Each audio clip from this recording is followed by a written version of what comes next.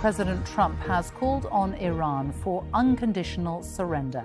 In a flurry of posts on his social media this afternoon, Donald Trump called Iran's supreme leader an easy target, but said that the US was not going to kill him, at least not yet.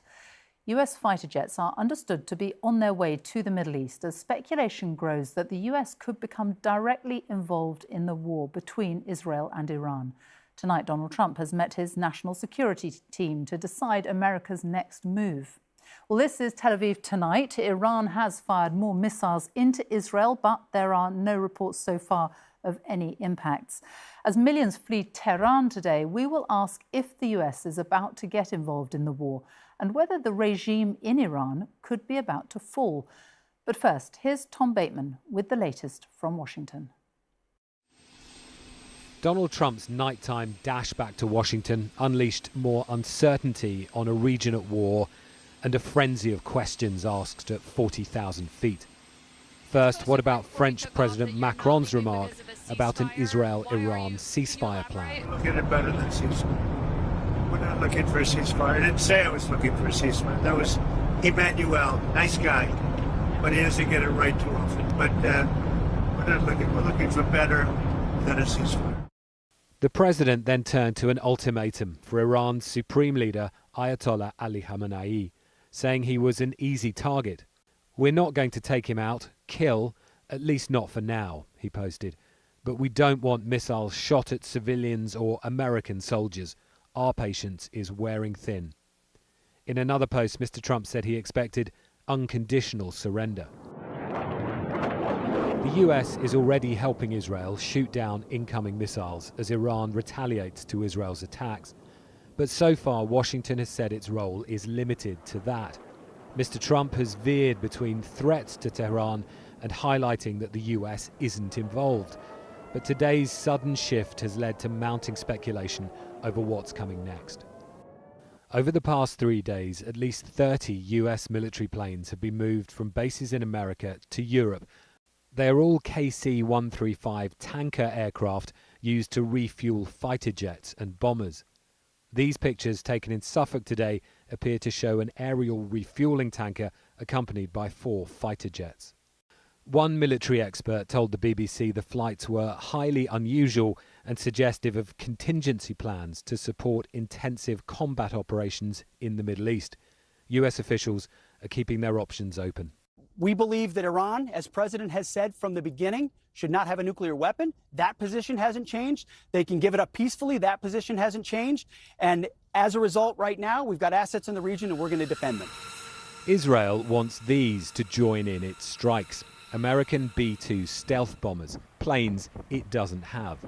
These could be used to strike Iran's uranium enrichment site at Fordow. Hidden deep underground, it has long been a key target for the Israelis. But only the US is thought to have the bomb needed, the massive ordnance penetrator, to destroy it, a factor that has added to the pressure Israel's leader has put on the president. But Mr. Trump has also been pushing his desire for a deal with Iran. He still said he hasn't ruled out sending his envoy Steve Witkoff to meet the Iranians. How much of this manoeuvring is meant to force Tehran's hand as opposed to a planned US action is so far known only to Mr. Trump and his closest advisors. But as the world waits, America's military might is on the move. Tom Bateman, BBC News, Washington. Let's speak to our North America editor, Sarah Smith, at the White House. So could the United States be about to get directly involved in this war?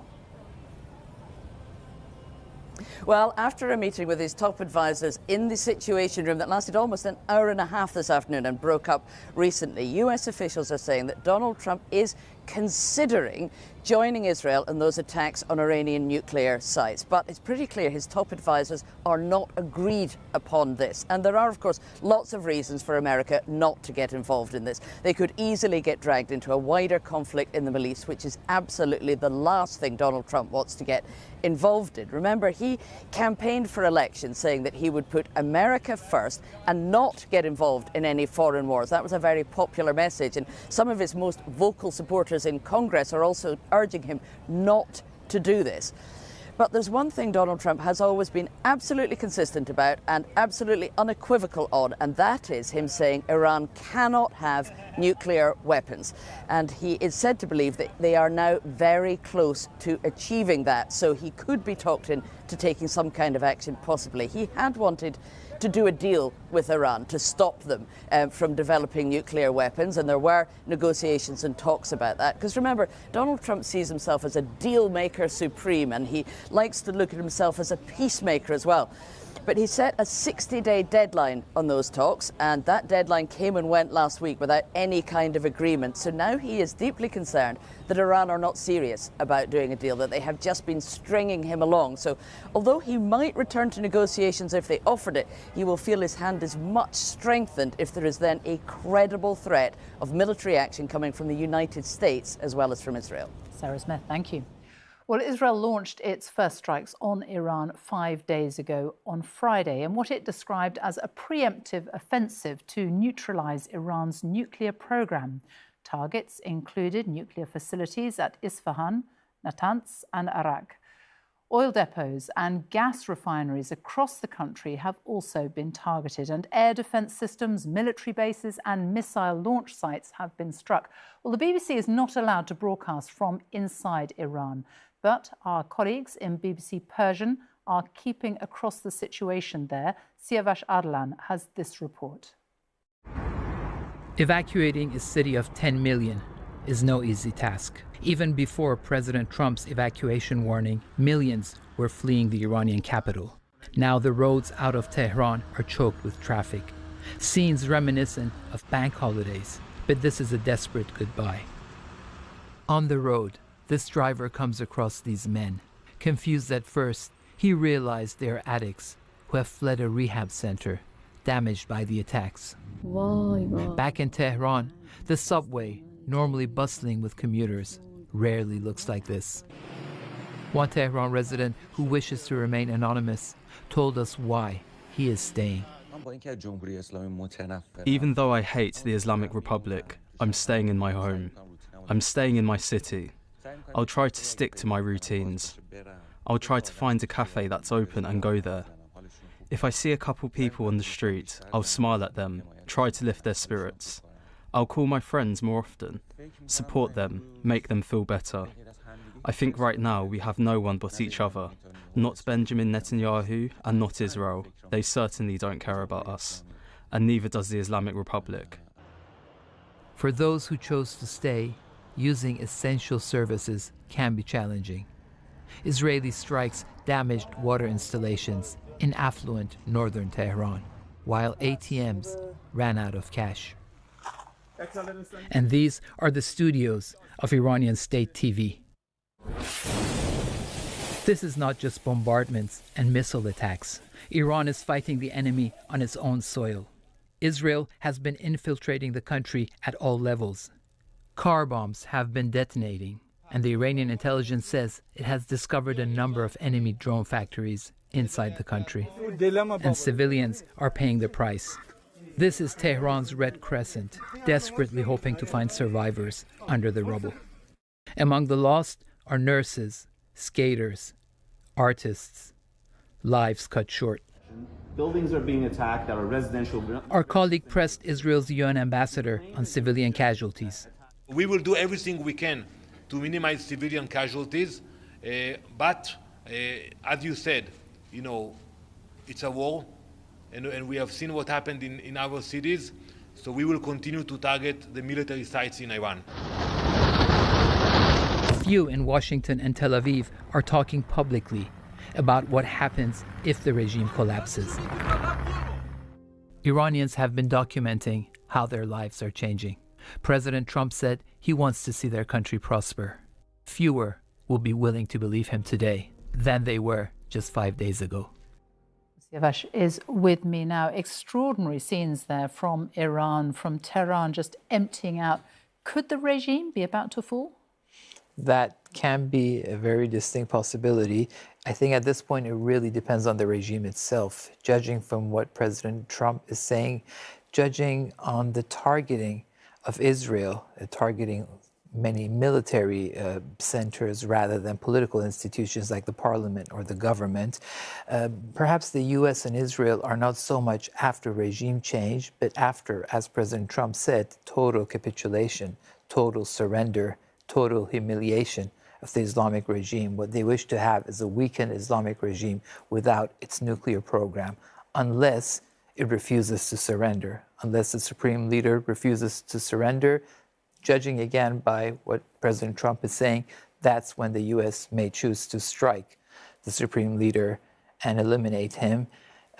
After that, obviously, the collapse of the regime will be a given. Siavash Adlam, thank you. Well, more British military jets have been sent to Cyprus to bolster UK interests in the region. That's been confirmed today by the Defence Secretary John Healey. And at the G7 summit in Canada, world leaders have been left guessing what President Trump may do next. Our political editor, Chris Mason, has been at the summit and has been speaking to Sir Keir Starmer about the conflict, his concerns, and what should happen next. If the people of Iran rose up against the regime there, would you welcome that? Well, look, I'm not going to get into what the people of Iran should do. I've been really clear. I'm very concerned about the nuclear program that Iran is developing. That's a unanimous position in the G7. But maybe the only way around that is a different regime. Israel is obviously threatened, and I've been very clear about Israel's right to self-defense. This is a conflict which could very well escalate, which would have implications for the region, implications almost undoubtedly for Gaza and obviously for the economy. How does it resolve itself? There is growing talk in the region about people rising up against the regime.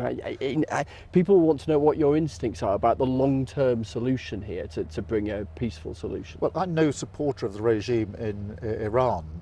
So if the people there rose up against it, you'd welcome that? It's not for me, as the UK Prime Minister, to start encouraging people in relation to what they might do at home. My absolute focus is on the need to de-escalate this. How worried are you about the economic impact of the conflict back home on people's bills? Well, I'm always concerned about the impact of international issues back on people back at home. But yet another shock. Well, you saw with Ukraine the direct impact it had on energy bills and on the cost of living. Equally, with this conflict with Israel and Iran, you can see the effect it's having on the economy, particularly the price of energy. And you fear that sort of knock-on for people? Well, of course I do. Yeah. I don't want to have that impact on the lives of people in the United Kingdom. It's among the reasons that I spend a good chunk of my time working at the international level to try to bring about a resolution to de-escalate the situation, because at a time of conflict globally, there is always going to be an impact domestically, and my job is to insulate and safeguard and mitigate that risk to everybody watching this, everybody across the United Kingdom. So Keir Starmer talking to our political editor, Chris Mason. Well, let's speak now to our Middle East correspondent, Lucy Williamson, who is in Tel Aviv. And what is the situation there tonight? Tonight are the missile attacks from Iran continuing? Well, the missile attacks have continued all through last night and all through today, the last one just a couple of hours ago. But Israel's army is making the point that these barrages appear to be getting smaller, and they say that's proof that their strategy of targeting Iran's launchers is working. Meanwhile, tonight there's been speculation on Israeli television about whether the United States will get involved in the military offensive, and Israel's national security chief has come out tonight saying the war in Iran won't finish until the underground site at Fordow is attacked. That's the site that Israel is thought to have won American help for. Now, Benjamin Netanyahu has been very careful to say this is a US decision, but he's clearly very keen to have US support amid questions about where this war is going next and how it will end.